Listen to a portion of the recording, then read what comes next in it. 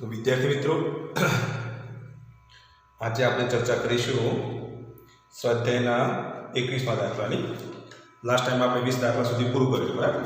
તો આજે આપણે 21મો દાખલો લઈએ. 21મા દાખલાની રકમ તમે જુઓ તો ટેક્સ્ટ બુકમાં તમે રકમ જોઈ લો.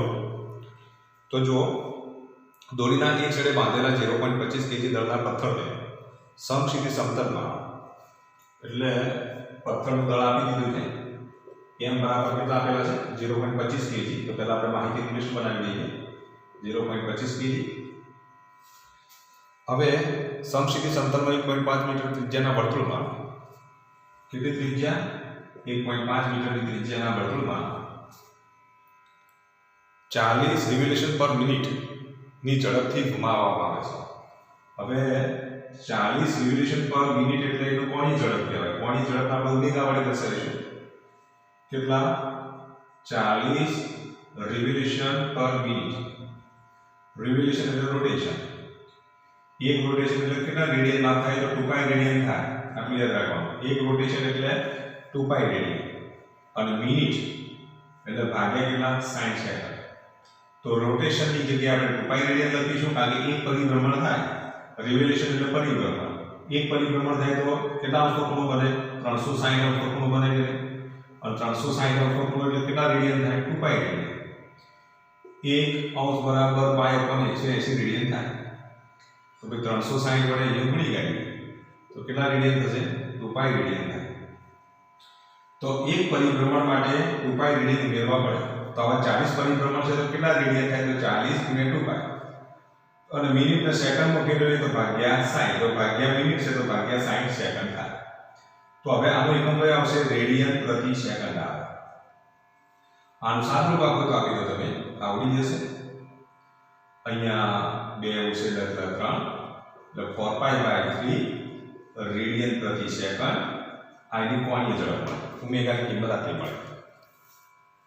ચલો, કોણીય ઝડપની કિંમત આટલી મળે. ઘુમાવવામાં આવતો દોરીમાં ઉદ્ભવતું તણાવ કેટલું છે? તો તણાવ બળ એટલે T શોધવાનું છે.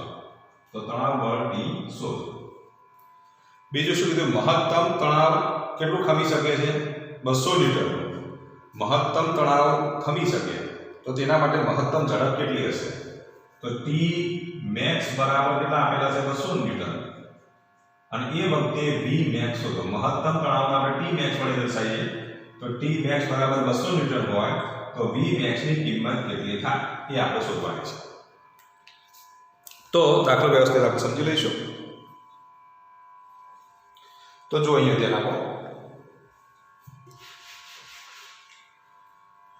પદાર્થનું દળ કેટલું આપે? 0.25 kg આપે. કક્ષીય ત્રિજ્યા એટલે જે પરિભ્રમણ માટેની ત્રિજ્યા કેટલી છે? તો 1.5 મીટર છે. કેટલી કોણીય વેગથી? તો 40 રિવોલ્યુશન પર મિનિટ એટલે 40 પરિભ્રમણ. એક મિનિટમાં કેટલા પરિભ્રમણ થાય છે? 40 પરિભ્રમણ થાય છે. હવે 40 પરિભ્રમણ થાય તો એક પરિભ્રમણ એટલે કેટલા રેડિયન? તો 2π રેડિયન. મિનિટના આપણે સેકન્ડમાં ફેરવી દઈએ તો 60 સેકન્ડ. આનું સાદુરૂપ આપીએ તો 4π/3 રેડિયન પ્રતિ સેકન્ડ. તો દોરીમાં ઉદ્ભવતો આપણે તણાવ બળ શોધવાનું છે. મહત્તમ તણાવ બળ કેટલો આપેલ છે? 200 ન્યૂટન આપેલ છે. તો તેને અનુરૂપ મહત્તમ વેગ શોધવાનો, V max શોધવાનો છે. તો જો અહીંયા ધ્યાન આપો. ધારો કે આ દોરી છે, અહીંથી તમે પકડો, આમ સમક્ષિતિજ સમતલમાં આડે પરિભ્રમણ કરાવીએ. જો આડે પરિભ્રમણ કરવામાં આવે તો 1 મિનિટમાં કેટલા પરિભ્રમણ કરે છે? તો 1 મિનિટમાં 40 પરિભ્રમણ કરે છે. એક પરિભ્રમણ એટલે 2π રેડિયન. તો 40 પરિભ્રમણ એટલે કેટલા રેડિયન થશે? 4π/3 રેડિયન પ્રતિ સેકન્ડ થાય. એક સેકન્ડમાં આટલા પરિભ્રમણ થાય. એટલે કે કોણીય ઝડપ આટલી મળે. તો જ્યારે તમે આડે પરિભ્રમણ કરો તો દોરીમાં તણાવ ઉત્પન્ન થાય. શું થાય? દોરીમાં તણાવ ઉત્પન્ન થાય. અને એ દોરીમાં તણાવ કેટલું ઉત્પન્ન થાય છે આપણે શોધવાનું છે. તો દોરીમાં ઉદ્ભવતું તણાવ શોધો. પણ જ્યારે આડે પરિભ્રમણ કરવામાં આવે આ માર્કર પેન જે છે એ કેવી ગતિ કરે છે? વર્તુળની ગતિ કરે છે. અને જ્યારે વર્તુળની ગતિ કરે ત્યારે તેને આપણે કયું બળ લાગે? કેન્દ્રગામી બળ લાગે. અને આ કેન્દ્રગામી બળ શાના લીધે પૂરું પડે? દોરીના તણાવ બળથી પૂરું પડે. તો કેન્દ્રગામી બળ બરાબર શું લખીશું? દોરીનું તણાવ બળ. તો કેન્દ્રગામી બળનું સૂત્ર જો આપણે લખીએ તો કેન્દ્રગામી બળ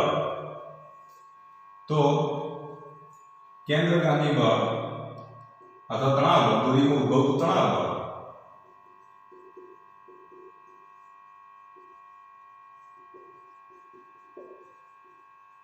બરાબર શું લખીશું? કેન્દ્રગામી બળ હવે દોરીમાં ઉદ્ભવતું તણાવ બળ T બરાબર કેન્દ્રગામી બળ બરાબર શું લખીએ mv સ્ક્વેર અપોન r. પણ આપણે ભણી ચૂક્યા કે v બરાબર તો શું લખાય r ઓમેગા લખાય. કોણીય વેગ ગુણ્યા અંતર બરાબર રેખીય વેગ થાય. તો રેખીય વેગ કોણીય વેગ વચ્ચેનો સંબંધ તમારે યાદ રાખવાનો. v બરાબર શું લખીશું r ઓમેગા. તો v ની જગ્યાએ આપણે r ઓમેગા મૂકી દઈએ. તો તણાવ બળ T બરાબર જો લખીએ તો m v ની જગ્યાએ મૂકી દઈએ r ઓમેગા નો સ્ક્વેર ભાગ્યા r. આનું સાદુરૂપ આપો તો m અહીંયા શું લખીશું r સ્ક્વેર ઓમેગા સ્ક્વેર ભાગ્યા r. એક r ઉડી જશે. તો તણાવ બળ કેટલું થાય? તો તણાવ બળ T બરાબર mr ઓમેગા સ્ક્વેર. m ની કિંમત મૂકી દઈએ 0.25, r ની કિંમત મૂકી દો 1.5, ઓમેગા ની કિંમત મૂકી દો કેટલી તો 4π/3. એનો પાછો શું આવશે સ્ક્વેર. આનું સાદુરૂપ આપો તો 0.25 ગુણ્યા 1.5 4 ગુણ્યા પાઈ ની કિંમત કરી દો 3.14 ભાગ્યા 3 આખાનું શું થશે વર્ગ થાય. આનું આપણે હવે સાદુરૂપ આપી દઈએ. તો કેલ્ક્યુલેટરની મદદથી આનું તમે સાદુરૂપ આપી દો એટલે એટલું તણાવ બળ મળે. તો આનું સાદુરૂપ કેટલું આવશે બોલો? 0.25 ગુણ્યા 1.5 ગુણ્યા 4 ગુણ્યા 3.14 ભાગ્યા 3. તો આનું તમે સાદુરૂપ આપો તો 0.25 ગુણ્યા 1.5 ગુણ્યા 4 નો વર્ગ 16 ગુણ્યા 3.14 ગુણ્યા 3.14 ગુણ્યા 3 નો વર્ગ 9. કેલ્ક્યુલેટરની મદદથી તમે આનું કેલ્ક્યુલેશન કરો તો એનો જવાબ કેટલો આવશે? તો એનો જો આપણે જવાબ મેળવીએ તો એ જવાબ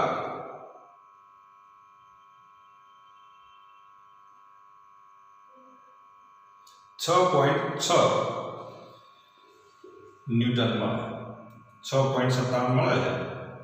6.57 newton is equal to 6.6 newton મળે. કેટલું મળે? 6.6 ન્યૂટન. તો આમાં બે સાર્થક અંક છે એટલે સાર્થક અંકને ધ્યાનમાં રાખી જો લખીએ તો 6.6 ન્યૂટન મળે. તો કહેવાનો મતલબ એ દોરીમાં ઉદ્ભવતું તણાવ બળ કેટલું મળશે? 6.6 ન્યૂટન મળે. હવે તમને શું કીધું છે? હવે ગુમાવવામાં આવે તો મહત્તમ ઝડપ કેટલી છે? તમારે Vmax શોધવાના છે. Tmax હોય તેના અંદર Vmax મળતો અહીં આપણે Vmax શોધવાના છે. Tmax ની કિંમત 200 ન્યૂટન લઈ લો. Vmax ની કિંમત આપણે શોધવાની છે. r ની કિંમત તો એની જ લેવાની છે. m ની કિંમત 0.25 લેવાની છે. તો જ્યારે Tmax ને અનુરૂપ જો સૂત્ર લખીએ તો એ સૂત્ર આપણને આ રીતે મળે. તો હવે આપણે Tmax નું સૂત્ર લખીએ. તો હવે Tmax is equal to mv square max upon r. તો v square max બરાબર શું લખીશું? Tmax into r ભાગ્યા m. તો Tmax બરાબર શું લખીશું? 200. r ની કિંમત કેટલી તો 1.5, m ની કિંમત કેટલી તો 0.25. આનો આપણે સાદુરૂપ આપી દઈએ. બરાબર શું મળશે? તો v square max મળે. તો ફરી પાછું આપણે કેલ્ક્યુલેટરની મદદથી આનું સાદુરૂપ આપી દઈએ. તો 200 ગુણ્યા 1.5 ગુણ્યા 0.25 કરો તો આનું સાદુરૂપ કેટલું આવશે બોલો? તો કેલ્ક્યુલેટરની મદદથી આપણે કેલ્ક્યુલેટ કરી દઈએ. તો આનું જો સાદુરૂપ લખીએ તો એ સાદુરૂપ કેટલું મળે છે? v square max બરાબર કેટલા મળે છે? 1200. તો vmax ઇઝ ઇક્વલ ટુ વર્ગમૂળમાં 1200 અને વર્ગમૂળમાં 1200 તો આનું જો આપણે વર્ગમૂળ લઈએ તો 1200 નું જે વર્ગમૂળ જે છે એ 1200 નું વર્ગમૂળ કેટલું થશે? 34.64 મીટર પ્રતિ સેકન્ડ. પરંતુ અહીંયા જો સાર્થક અંકોની સંખ્યા 2 છે તો આનો જો સાર્થક અંકમાં જો લખીએ તો પછી આ બે અંક કાપી દઈએ તો કેટલા થશે? 35 મીટર પ્રતિ સેકન્ડ. તો કક્ષી મહત્તમ ઝડપ કેટલી હોય? તો Vmax બરાબર 35 મીટર પ્રતિ સેકન્ડ જેટલી થાય. તો આટલું યાદ રાખવાનું. જ્યારે પથ્થરને બાંધીને જ્યારે ગોળ ગોળ ઘુમાવવામાં આવે તેનો ગતિપથ કેવો હોય? વર્તુળાકાર હોય. અને વેગની દિશા હંમેશા માટે કઈ બાજુ હોય? તો આમ સ્પર્શકની દિશામાં. આટલું યાદ રાખજો. તો તમને એમ પૂછે કે વેગની દિશા, વેગનું મહત્તમ વેગનું મૂલ્ય આટલું છે, પણ આનાથી થોડોક જો વેગ વધી જાય તો તરત જ આ દોરી તૂટી જશે. અને દોરી તૂટ્યા પછી આ પથ્થર આટલી બહારની તરફ ફેંકાઈ જશે. ક્ષણ પૂરતો તેનો વેગ કઈ બાજુ છે? તો સ્પર્શકની દિશામાં છે. પછી કઈ બાજુ ફેંકાઈ જશે? બહારની તરફ ફેંકાઈ જશે. તો આટલું યાદ રાખવાનું. તો પથ્થરને બાંધીને જો ગોળ ગોળ ફેરવવામાં આવે, જો મહત્તમ તણાવ બળ જો 200 ન્યૂટન હોય તો એનો મહત્તમ વેગ કેટલો? 35 મીટર પ્રતિ સેકન્ડ હોય. જો 35 મીટર પ્રતિ સેકન્ડથી થોડો જ જો વેગ વધારી દેવામાં આવે તો કેન્દ્રગામી બળ એ તણાવ બળથી પૂરું થતું નથી. અને કેન્દ્રગામી બળ તણાવ પરથી કુદ ના ફેંકાય તો જેમ પેલા રસ્તા પર જ્યારે કાર ગતિ કરતી હોય જેમ બહારની તરફ ફેંકાય જાય એમ અહીંથી દોરી તૂટી જશે અને આ પથ્થર બહારની તરફ શું થઈ જશે, ફંગોળાઈ જશે. તો આની જ્યારે તણાવ બળ 200 ન્યૂટન હોય તો તેને અનુરૂપ મહત્તમ ઝડપ કેટલી મળે, તો 35 મીટર પ્રતિ સેકન્ડ મળે. તો આટલું યાદ રાખવાનું. નિયમિત વર્તુળની ગતિ માટે વેગની દિશા હંમેશા સ્પર્શકની દિશામાં જ હોય. કઈ બાજુ હોય? સ્પર્શકની દિશામાં વેગની દિશા હોય છે, તે સ્થાને સ્પર્શકની દિશામાં હોય. બરાબર? તો આટલું તમારે યાદ રાખવાનું. હવે એના પછીનો દાખલો જુઓ. તો 22મો દાખલો જે છે 21મા દાખલા પરથી જ છે. તો 22મા દાખલાને તમે જુઓ. શું કીધું છે તમને?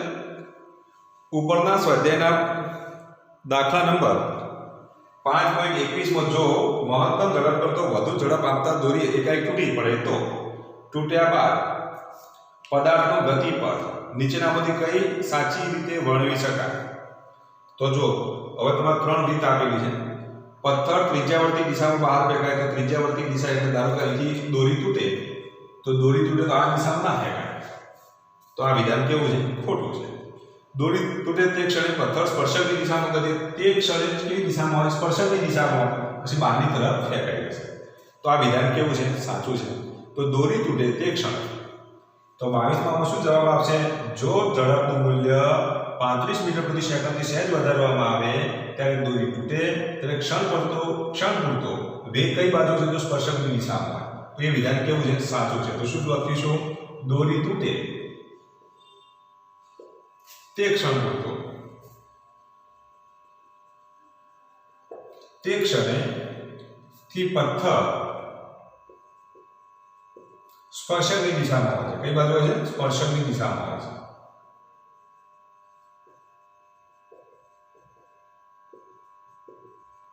તો દોરી તૂટે તે ક્ષણે પથ્થર કઈ દિશામાં છે? તો સ્પર્શકની દિશામાં હોય છે. તો એ વિધાન કેવું છે? સાચું છે. તો આમાં જવાબ આવશે. તો 21માં 22મો દાખલો ભેગો જો પૂછીએ હોય તો તમે આ રીતે પણ લખી શકો છો. હવે આપણે 23મો દાખલો લઈએ. તો 23મા દાખલામાં શું આપેલું જુઓ તમે. સમજાવો અને શા માટે.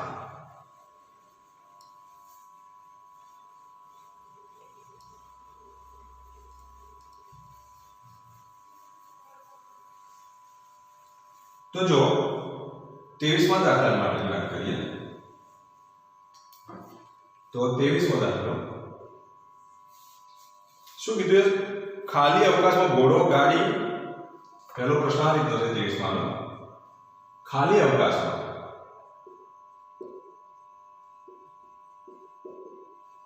ઘોડો ગાડીને ખેંચી અને દોડી શકતો નથી.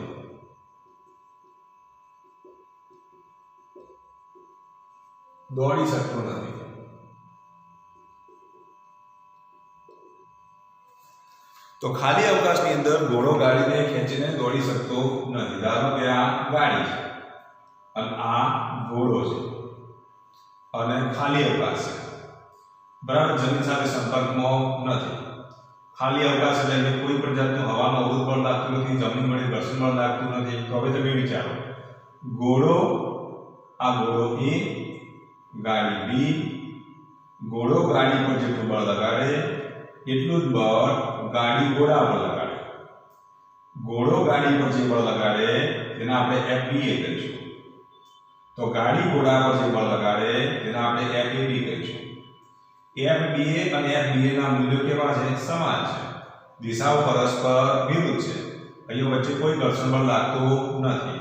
આખું તંત્ર સપાટી સાથે સંપર્કમાં નથી.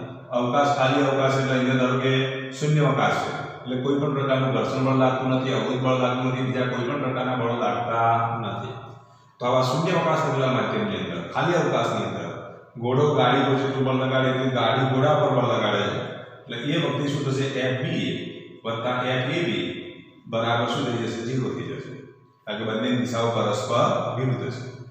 માટે પરિણામી બળ કેટલું થયું? 0 થયું. અને પરિણામી બળ 0 છે અને આપણે એમ કરીએ તો પરિણામી બળ 0 હોવાના લીધે ઘોડો ગાડીને ખેંચી શકે નહીં. બળ લાગે તો ખેંચી શકે. એ પરિણામી બળ લાગતું નથી માટે ઘોડો એ ગાડીને ખેંચી શકે નહીં.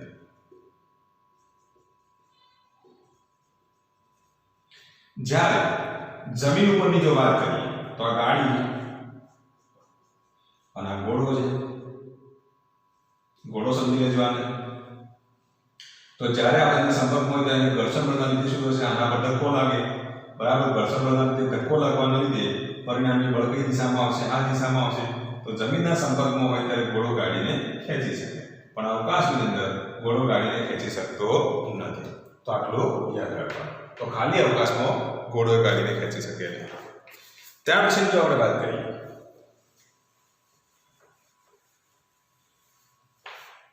તો બીજો પ્રશ્ન બી, ઝડપથી ગતિ કરતી બસ એકાએક અટકે ત્યારે મુસાફરો તેની બેઠકની આગળની તરફ ખેંચાઈ આવે છે. તો આ પ્રશ્ન તમને આવડવો જોઈએ. મેં પહેલા પણ તમને સમજાવેલું છે કે જ્યારે પણ બસમાં બ્રેક મારે ત્યારે તેમાં આપણે કયું બળ લાગશે? આભાસી બળ લાગે. બ્રેક મારે એટલે બસ ઉપર લાગતું બળ કઈ દિશામાં છે? તો આ દિશામાં હોય. તો તમે કઈ બાજુ નમો? આગળની તરફ.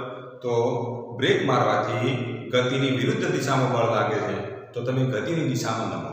અને જો એક્સિલેટર આપવામાં આવે તો બળ કઈ બાજુ લાગે છે? ગતિની દિશામાં લાગે છે, તો તમે કઈ બાજુ નમો? પાછળની તરફ નમો. તો તમારા પર કયું બળ લાગે છે? આભાસી બળના લીધે આવું તમને જોવા મળે છે. તો બી ની અંદર આપણે શું કહીશું? તો આભાસી બળના લીધે આવું જોવા મળે છે. તો તમે ટૂંકમાં આવું તમે લખી શકો છો. આભાસી બળના લીધે આપણે કઈ બાજુ નમીએ છીએ? આગળની તરફ નમી જઈએ છીએ. ત્યાર પછી જો આપણે વાત કરીએ સી, તો ઘાસ કાપતા મશીનને ધકેલવા કરતો ખેંચવાનું સહેલું છે. તો ઘાસ કાપવાના મશીનને ધકેલવા કરતો ખેંચવું સહેલું છે. તો કેમ? તો ઘાસ કાપવાનું મશીન જે છે આમ જો આપણે ધકેલીએ એના કરતો ખેંચવું સહેલું છે. તો એનું એક જ કારણ છે કે ધારો કે ઘાસ કાપવા માટે ધારો કે આ રીતે જો ઘાસ હોય તો ઘાસ માટે આ ઘાસ છે ઉકેલો વિચાર્યો, અને આ મશીન માટે જો વિચારે તો એના માટે વજન બળ m છે. આ બાજુ કયું બળ લાગશે? લંબ બળ m લાગે. જો θ અંશના કોણે જો આ બાજુ નમાવેલું હોય, બરાબર, θ અંશના કોણે આ બાજુ નમાઈએ અથવા તો θ અંશના કોણે તમે આ બાજુ નમાવો, ઘાસને તમે આ બાજુ નમાવો અથવા તો આ બાજુ નમાવો. જો નમાવવામાં આવે તો લંબ બળનો ઘટક આપણને આ બાજુ મળશે, અને આ બાજુ નમાઈએ તો લંબ બળનો ઘટક આ બાજુ મળે. તો એ વખતે બાહ્ય બળ F અને લંબ બળનો ઘટક જો લખીએ તો n sin θ. આ બાજુ નમાઈએ તો ઘર્ષણ બળ F વત્તા n sin θ. તો જ્યારે આ બાજુ નમાવવામાં આવે તો બળનું મૂલ્ય કેવું છે? વધારે છે. જ્યારે આ બાજુ નમાવવામાં આવે તો ઘર્ષણ બળનું મૂલ્ય વધી જાય છે. તો એનો મતલબ એ કે ખેંચવાથી બળના મૂલ્યમાં વધારો થાય. તો ખેંચવામાં જો બળના મૂલ્યમાં વધારો થતો હોવાના લીધે આપણે શું કરીશું? ધકેલવાની જગ્યાએ ખેંચવાનો પ્રયત્ન કરીશું. જો આમ ધકેલવા જઈએ તો ઘર્ષણ બળનું મૂલ્ય વધી જાય, અને ખેંચવામાં આવે તો તમે જે બાહ્ય બળ લગાડો એમાં વધારો થાય છે. તો બાહ્ય બળમાં વધારો થવાથી તમે સહેલાઈથી ખેંચી શકો છો. આમ ધકેલવાને બદલે શું કરવામાં આવે છે? ખેંચવામાં આવે છે. ત્યાર પછી જો વાત કરીએ બી, શું કીધું? ક્રિકેટ કેચ પકડતે દરમિયાન હાથ પાછળની તરફ ખેંચવામાં આવે છે. તો જો અહીંયા ધ્યાન આપો, જ્યારે પદાર્થ આમ જ્યારે ગતિ કરતો હોય તો સંપર્ક સમય વધારવા માટે, જેટલો સંપર્ક સમય વધારે એટલો બળનો આઘાત ઓછો, બરાબર. તો સંપર્ક સમય ઘટાડવા માટે અથવા તો વધારવા માટે આપણે શું કરીશું? બોલો, આ હાથના આપણે જો પાછળની તરફ ખેંચીએ, બોલ જો આ ગતિમાં આવે તો આમ પાછળની તરફ ખેંચીએ તો પછી એ આઘાતના મૂલ્યમાં શું થાય? ઘટાડો થાય. તો આઘાતના મૂલ્યમાં ઘટાડવા માટે શું કરવામાં આવે છે? પાછળની તરફ હાથને ખેંચવામાં આવે છે. તે બાજુ ખેંચવામાં આવે, બોલ જ્યારે આવે તો આમ ધક્કો મારવામાં તો બળનું શું થાય? તો આઘાતી બળ વધી જશે. પણ જો આમ ખેંચવામાં આવે તો આઘાતી બળનું મૂલ્યમાં શું થાય? ઘટાડો થાય. તો આઘાતી બળના મૂલ્યમાં ઘટાડો કરવા માટે, જેથી કંઈ બોલ તમારા હાથ પર વાગે નહીં તે માટે કંઈ શું કરવામાં આવે છે? એને પાછળની તરફ ખેંચવામાં આવે છે. તો આટલું તમારે યાદ રાખવાનું.